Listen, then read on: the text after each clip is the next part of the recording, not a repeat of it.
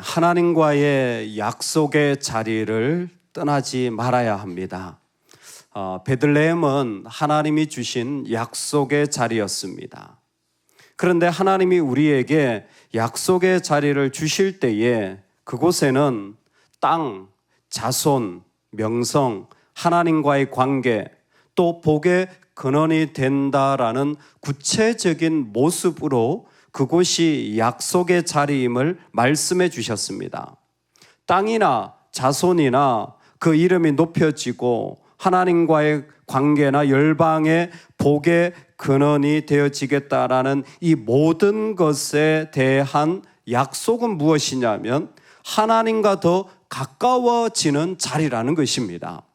베들레헴 땅이라는 것은 땅 자체가 아니라 약속을 통하여 어디에 있든지 간에 하나님과 더 가까워지는 관계로 초대받는 것입니다. 여러분, 오늘 우리가 서 있는 자리들이 더욱 주께로 나아가는 은혜가 있기를 주의 이름으로 축원합니다. 우리가 살아가고 하는 일들의 방향이 내가 더욱 하나님께로 한 걸음이라도 더 나아가게 되는 방향이 되기를 간절히 소망합니다. 하나님을 가까이 하라. 그리하면 너희를 가까이 하시리라. 정말 우리의 선택 가운데 어떤 선택을 해야 되느냐? 하나님이 가까워지는 선택이 있기를 진심으로 축복합니다. 아멘. 우리에게 하나님이 더 가까워지는 관계로 나아가는 길을 오늘 룻기는 우리에게 보여줍니다. 시어머니 나오미는 드디어 베들레헴 땅에 하나님이 양식을 주셨고 그리고 그 백성을 돌보시는 그 은혜의 복음의 소식 있죠. 이게 복음입니다. 좋은 소식이 들려옴을 듣고 두 며느리와 함께 그곳에서 돌아가려는데 보니까 사실 두 며느리를 먹여 살릴 만한 능력이 자신에겐 전혀 존재하지 않아요. 유일한 대안이 무엇이었냐면 계대 결혼이었습니다. 어머니가 아이를 낳으면 남편이 죽은 며느리가 그 아이의 그 부인이 되어져서 다시 그 기업을 잇게 하는 그런 당시의 풍습인데 시어머니는 남편도 죽었기 때문에 즉 시아버지도 없기 때문에 아이를 낳을 수가 없는 상황인 것입니다. 즉 며느리들의 삶의 자리를 바꾸어 줄 만한 능력이 조금도 있지 않아요. 그래서 그 며느리들에게 이제 집으로 돌아가라라고 말하는 것입니다.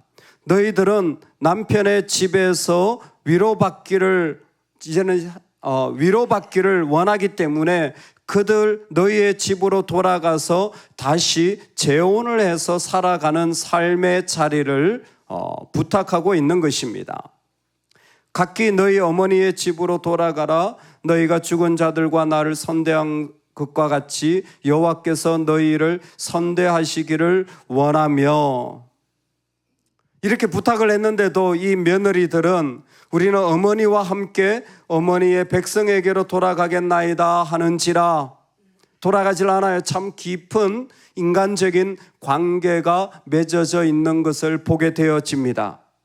여러분, 이때가 중요해요. 한 번 거절하고 두 번째는 거절하지 말아야지 이런 게 아니라 지금 이 세 여인들의 관계는 인간적으로 대단히 돈독한 관계입니다.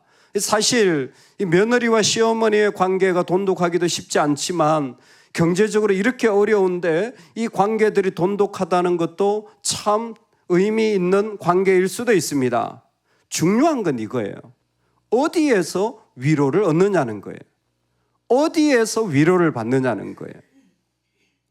여러분, 우리가 하나님께로 나아가는 믿음의 삶을 살려고 할 때 과연 어디에서 위로를 받느냐가 정말로 중요합니다. 이 관계 속에서 중요한 하모니는 무엇이냐면 이 관계 속에서 위로를 받는 거예요. 얼마나 인간적으로 돈독한지 서로 위로가 되어지는 거예요. 그래서 떨어지기가 쉽지 않습니다.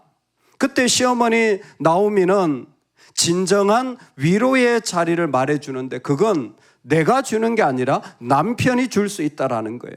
너희가 혼자가 아니라 남편이 있어야 위로가 되어진다라는 것입니다. 마음에 하나님이 허락하시기를 이라는 말을 붙여서 그들에게 축복과 그리고 정말 좋은 마음으로 그들이 다시 고향 땅으로 돌아가 위로받기를 원하는 것입니다. 여러분, 이때가 중요합니다. 우리가 고향 땅으로 돌아가서 남편을 얻으면 위로가 되어집니까? 라고 묻는다면 이들이 돌아갈 곳은 모압 땅 그모스의 신 앞입니다. 진짜 현실적이냐 신앙적이냐 할 때에 나오미의 모습 가운데서 우리는 이 발걸음이 하나님께로 나아가는 발걸음인지 아닌지를 우리는 볼 수 있게 되어지는 거죠. 근데 여기에 어려움이 있어요. 하나님께로 나아가는 발걸음이라는 것은 분명하게 베들레헴입니다. 이거 분명해요. 그런데 베들레헴으로 가자면 뭐가 어렵냐면 현실적으로 먹고 사는 게 안 돼요. 이들을 위로해 줄 방법이 없어요. 자식도 낳지 못하고 양식이 있지도 않고 땅도 있지도 않는 아무것도 없는 상황입니다. 즉 무책임한 자리에 가게 되어지는 거죠. 이것이 오늘날에도 우리에게 반복되어지는 겁니다. 우리에게 있는 어려움 그리고 신앙적인 자리, 과연 어떤 모습으로 걸어 나가야 되느냐라는 것이죠. 여러분, 여기에 신앙의 뿌리라는 게 중요한 것 같아요. 신앙의 뿌리가 깊은 사람들은 아무리 어려움이 와도 하나님 쪽으로 한 걸음 더 나아갑니다. 하나님 쪽으로 한 걸음 더 나아가요. 거기에 인간의 위로, 뿌리가 깊은 사람들은 그거 붙잡지 않아요. 돈독해요. 그게 참 좋은 거예요. 그게 나쁘지 않습니다. 하지만 지금 시어머니 나오미에게서 하나님이 보시고자 하는 것은 무엇이냐면 나오미가 얼마나 흔들리냐면 그 안에 위로조차 하나님으로 받는 위로가 얼마나 중요한지를 그녀는 잊어버리고 있는 거예요. 아니, 그 마음 안에 갈등하고 있는지도 모릅니다. 한 부분에서는 하나님의 선대가 있기를 원하지만 또 한 부분에서는 내가 감당하지 못하는데 그냥 네 알아서 해라 라고 은근히 거리를 두는 자리인지도 모릅니다. 뿌리가 깊으면요, 무엇이 먼저인가가 드러나요. 뿌리가 깊은 사람들은 그 이 땅의 어떤 일들 속에서도 하나님께로 나아가는 걸음이 먼저임을 분명히 보게 되어지는 것이죠. 그 안에 다른 것 없어도 하나님께로 먼저 나아가는 걸음을 선택하는 것이, 그 길로 나아가는 것이 뿌리 깊은 자들의 축복입니다. 여러분, 오늘 우리에게 과연 어떤 자리, 어떤 선택을 해야 되느냐? 하나님께 위로받기를 주의 이름으로 축원합니다. 하나님께 위로받는 은혜. 정말 시어머니가 믿음으로 나아가서 이 두 며느리에게 부탁하는 것이 있다면 믿음의 위로여야 되는 거예요. 믿음의 선택이어야 되는 거예요. 놀라운 것은 그 다음입니다. 며느리 오르바는 시어머니를 울면서 떠나보내는 결정을 한다면 룻은 그를 붙쫓았더라라고 우리에게 말씀해 주고 있습니다. 룻은 시어머니를 붙쫓았더라라는 거예요. 아직까지 잘 모릅니다. 룻이 왜 그런 선택을 했는지. 분명한 것은 룻은 시어머니에게 달라붙기로 결정합니다. 룻은 시어머니의 땅으로 가기로 결정합니다. 유다에서 그녀는 아무런 소망이 없습니다. 평생을 이방 여인으로 살아야 되죠. 아마 유대교를 아니면 지금 여기에 그 시어머니로부터 들은 말에 대하여 문화적으로 소문을 들어보면, 좀 조사를 해보면 자신이 얼마나 그 땅에서 무시받고 천대받을지를 알게 되어질 겁니다. 그런데도 불구하고 룻은 시어머니를 쫓아가기로 결정합니다.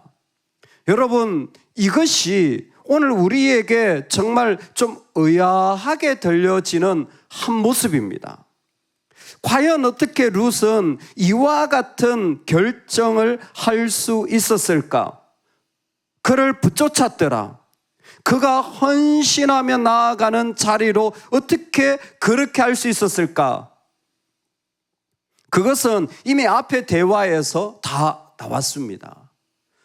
내가 고국으로 돌아간다라는 것의 의미는 조금만 기대해 보면 알아요. 그건 그의 백성, 그의 신에게로 돌아간다라는 것이고, 내가 시어머니를 쫓아간다라는 것은 시어머니의 백성, 시어머니의 신에게로 간다라는 의미가 오르바도 알고 룻도 알고 있는 공통분모입니다. 즉 이것은 단순히 누구를 쫓아가는 것 이상의 내 삶에 어떤 관계를 만들어 갈 것인가에 대한 분명한 모습이 있어요.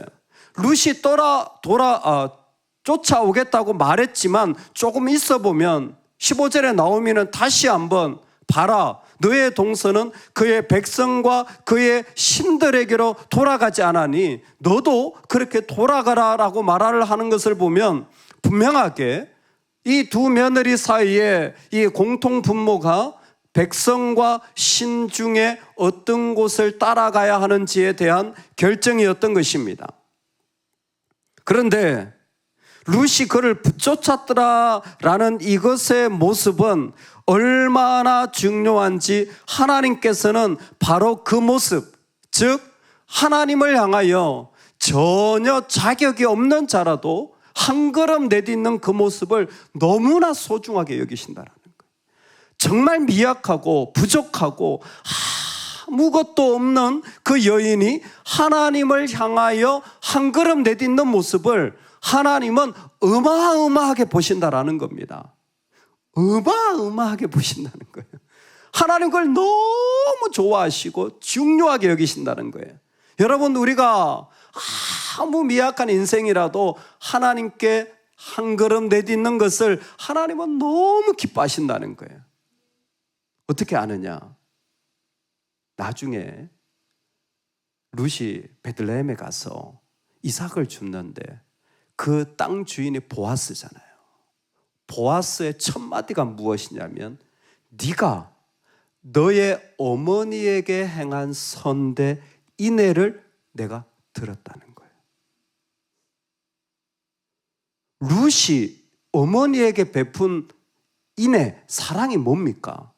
근데 보아스는 인애라는 헤세드, 하나님의 언어를 사용하고 있는 거예요. 즉 하나님의 마음이 보아스를 통해 표현되어진 거예요. 어디? 지금 이 장면. 룻이 시어머니를 붙쫓았다라는 것이 하나님 나라에서는 하나님을 향한 그 놀라운 사랑의 표시라는 거예요.